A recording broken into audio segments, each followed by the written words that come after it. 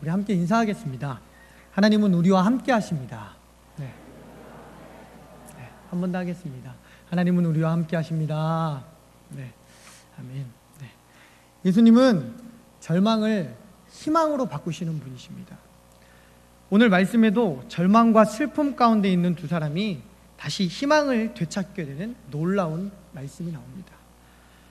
본문 13절, 14절 말씀을 함께 읽어보도록 하겠습니다. 오늘 성경 말씀을 함께 13절, 14절 시작. 그날에 그들 중 둘이 예루살렘에서 25리 되는 엠마오라 하는 마을로 가면서 이 모든 된 일을 서로 이야기하더라. 아멘. 그날은 어떤 날일까요? 그날은 바로 예수님이 십자가에 못 박혀 죽으시고 돌아가시고 돌아가신 지 사흘이 지난 부활하신 그날입니다. 그날에 두 사람이 길을 가고 있었습니다. 예루살렘으로부터 25리 떨어진 지금으로 말하면 한 10km 정도 떨어져 있는 두 사람이 걸어가면 일반 사람이 걸으면 3시간 정도 걸어가는 그 거리에 떨어져 있는 마을입니다. 그 길을 두 사람이 걷고 있었습니다. 그런데 이 두 사람이 왜 엠마오로 가고 있었을까요? 이 두 사람은 그날 아침에 예수님이 다시 부활하셨다, 다시 살아나셨다라는 소식을 들었습니다. 하지만 그 소식을 듣고도 그들은 믿을 수가 없어서 여전히 실망과 절망으로 깨어진 꿈을 안고 이제 그들이 같이 있었던 예수님과 함께 동고동락했던 예루살렘을 떠나서 엠마오로 내려가고 있었다는 것입니다. 그렇게 절망하며 예루살렘으로 떠나가고 있던 그 두 제자에게 어떤 일이 일어났는가 하면 오늘 15절 말씀입니다. 본문 15절 함께 읽겠습니다. 시작. 그들이 서로 이야기하며 문의할 때에 예수께서 가까이 이르러 그들과 동행하시나. 아멘. 예수께서 가까이 오셔서 그들과 동행하셨다. 그들과 함께 걸어가셨다라고 말씀합니다. 참 감사하게 우리가 생각해 보아야 할 것은 이 두 사람이 주를 위해서 무언가 작정하고 예수님이 돌아가셨으니까 내가 이제 주를 위하여서 헌신하겠다, 예수님을 땅끝까지 전하는 헌신의 자녀의 모습이 살겠다라고 작정한 것도 아니고 주를 위해 열심히 하려고 그렇게 나아가려고 했던 그런 자녀들의 모습이 아니었지만 실망하고 좌절하고 포기하고 낙심하고 모든 소망을 잃고 제 갈 길로 가는 와중에도 예수님께서는 그들에게 다가오셔서 그들과 함께 걸어가셨다라는 것입니다. 우리가 작정하고 주님께 봉사하고 헌신하고 선교 헌금을 드리고 우리가 결단하고 하나님 보시기에 아름답게 살아갈 때에도 예수님이 우리와 함께 계시지만, 그러나 반대로 실패하고 좌절하고 낭망하고 절망하고 깨어진 꿈을 끌어안고 울고 있을 때도 임마누엘의 하나님, 우리와 함께 하시는 그 하나님께서 우리와 함께 하신다는 것입니다. 오늘 예수님께서 이러한 절망에 사로잡혀서 내려가는, 좌절 속에서 내려가고 있는 그 두 제자들에게 나타나셨습니다. 성경의 역사는 성공한 사람들의 역사를 나타낸 것이 아니라 하나님께서 실패한 우리들, 무너져 버렸던 하나님과의 관계가 깨져버린 우리들에게 나타나신 역사를, 회복의 역사를 나타냅니다. 한 번도 실수하지 않는 완벽한 사람에 대한 기록이 아니라 성경의 기록은 매번 실수하고 넘어지면서도 그때마다 다시금 하나님의 사랑으로 거듭 일어나는 사람에 관한 기록이 바로 성경의 말씀입니다. 완벽한 사람을 선택하시는 하나님이 아니라 우리의 마음의 중심을 보시고 우리의 모든 것, 오히려 부족함 투성인 사람들을 택하셔서 약한 자를 강하게 이끄시는, 그것이 성경의 이야기라는 것입니다. 예수님께서는 깨어진 그들에게, 한숨과 절망과 좌절 가운데 있는 그들에게 주님이 원하시는 방향으로 가는 것이 아니라 오히려 내가 원하는 그 길로 내 뜻대로 가고 있는 그들에게, 가서는 안 되는 방향으로 가고 있는 그들에게도 예수님이 나타나셔서 함께 하셨다는 것입니다. 오늘 이 시간에도 예수님께서는 우리와 함께 계심을 믿으시길 바랍니다. 예배드리는 내 옆자리에 계신 분들과 함께 이야기해 보겠습니다. 하나님은 여러분이 가시는 곳마다 함께 하십니다. 함께 옆 사람과 함께 해보겠습니다. 하나님은 여러분이 가는 곳마다 함께 하십니다. 네. 아멘. 특별히 우리가 생각해야 할 것이 있습니다. 예수님이 실패와 실망과 절망과 소망을 잃고 길을 가고 있던 그 두 사람에게 찾아가셔서 함께 하셨듯이 예수님은 오늘 우리에게도 그런 사람들을 찾아가 함께 하시기를 원하십니다. 우리가 실패하고 좌절하고 낭망해 있는 그 사람들에게 찾아가서 그들과 함께 하기를 원하신다는 것입니다. 실패와 실망 가운데 있는 사람들, 삶의 소망을 잃고 길을 헤매고 있는 사람들, 인생의 방황과 신앙의 방황의 계절을 지나고 있는 사람들, 이런 사람들을 찾아가 함께 하시기를 원하십니다. 우리의 삶의 방황은 예수님을 만나야, 예수님과 함께 해야 그 방황이 끝납니다. 오늘 예수님을 잃어버리고 사람들의 상태는 16절 말씀에 나와 있습니다. 함께 읽어보겠습니다. 시작. 그들의 눈이 가리워져서 그인 줄 알아보지 못하거늘. 아멘. 예수님을 잃어버린 자의 상태는 예수님을 깨닫지 못하는 상태, 영적 무지 상태를 이야기합니다. 그들의 눈이 가리워져서 예수님을 알아보지 못합니다. 눈이 가리워져서 알아보지 못한다는 것은 눈이 예수님이 아니라 이제는 다른 곳을 향하고 있다는 것입니다. 예수님을 보지 못하고 다른 것을 보고 있다는 것입니다. 한 곳만, 이제 예수님이 아니라 다른 곳을 집중하다 보면 다른 그 예수님이, 나와 함께 하시는 그 예수님이 보이지 않는다는 것입니다. 무언가 한 가지 집중하여 생각하고 있으면 우리는 다른 것을 생각하지 못하는 경우들이 많이 있습니다. 스포츠를 좋아하는 남자들 같은 경우는 자신들이 보고 있는 야구나 축구나 스포츠 프로그램을 보고 있을 때 옆에서 아내가 무엇을 물어봤을 때 깜빡하고 뭐라고? 이렇게 한번 이야기했을 때 아내의 투정어린 말투와 나를 무시한다는 말투들이 다가올 수도 있습니다. 그렇듯 우리가 무언가 집중하고 있으면 내가 다른 것을 보지 못하는 그 상태가 지금 제자들의 상태입니다. 왜 사람들이 내 곁에 계신 예수님을 알아보지 못하고 믿지 않을까? 다른 이유가 아닙니다. 예수님이 아닌 다른 것을 생각하고 다른 것에 집중하고 있기 때문입니다. 그게 돈일 수도 있고 이성일 수도 있고 사업의 성공일 수도 있고 자녀의 진로일 수도 있고 스포츠일 수도 있고 드라마일 수도 있고 많은 것들이 있습니다. 한마디로 세상에 집중하다 보니까 나와 함께 하시는 그 예수님이 보이지 않는다는 것입니다. 예수님을 믿으세요. 행복의 시작은 예수님입니다. 하나님이 우리와 함께 계십니다. 하나님은 사랑이십니다.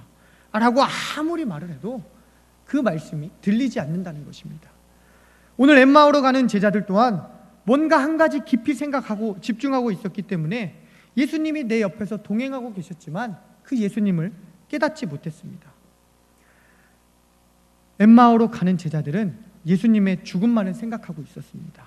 십자가에 달려 죽으신 예수님, 자신들을 높은 자리, 왕의 옆에 앉혀주실 거라고 생각했던 그 예수님, 그 예수님의 죽음, 굳게 닫힌 예수님의 무덤, 그것을 생각하면서 죽은 자는 다시 살아날 수 없다라는 우리의 생각들, 그것에 사로잡혀서 부활하신 예수님의 소식을 들었지만 그 제자들은 다시 좌절하고 실망하고 예수님이 계시지 않는 다른 곳으로 엠마오로 내려가고 있었다는 것입니다.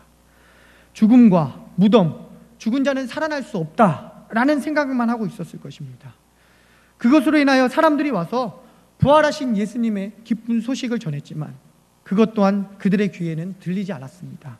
그들은 믿지 않았고 심지어 예수님이 곁에 다가와서 함께 걸어가고 계셨는데도 십자가에 죽으신 예수님, 무덤에 묻히신 예수님, 죽어버리신 그 예수님을 생각하면서 곁에 계시는 예수님을 깨닫지 못했다는 것입니다. 부활하신 예수님을 못 알아봤다는 것입니다.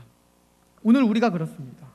너무 내게 닥쳐온 시련과 문제만을 바라보고 그것만 생각하다 보면 내게 다가와 위로하시고 격려하시는 그 예수님의 음성이 들리지 않는 것입니다. 내게 다가오셔서 나와 함께 하시고 나를 도우시는 주님이 안 보인다는 것입니다. 그의 음성만 들리면 다시 일어설 수 있는데, 그 주님만 보면 힘을 내어 다시 달려갈 수 있는데 그것들이 닫혀서 안 보인다는 것입니다.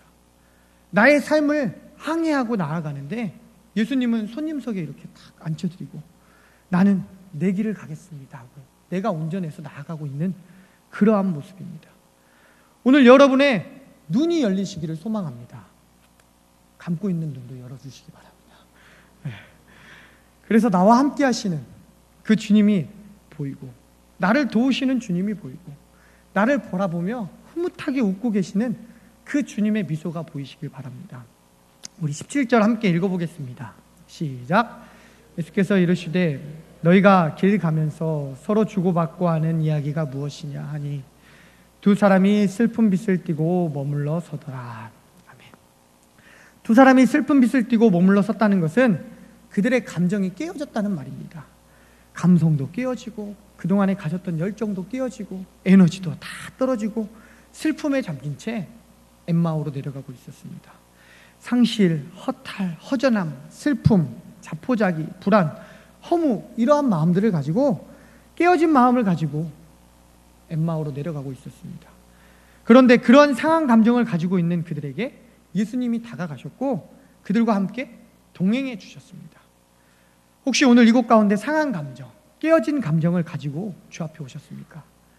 오늘 주님께서 여러분의 상한 마음을 만져주시고 여러분의 그 깨진 마음들을 만져주실 줄 믿으시길 바랍니다.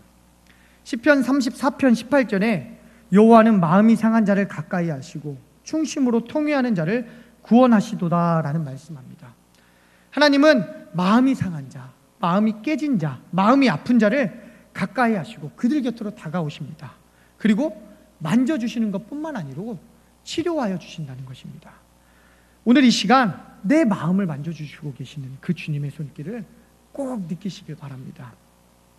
예수님은 그들에게 다가오셨습니다. 그리고 그들에게 어떻게 하셨을까요?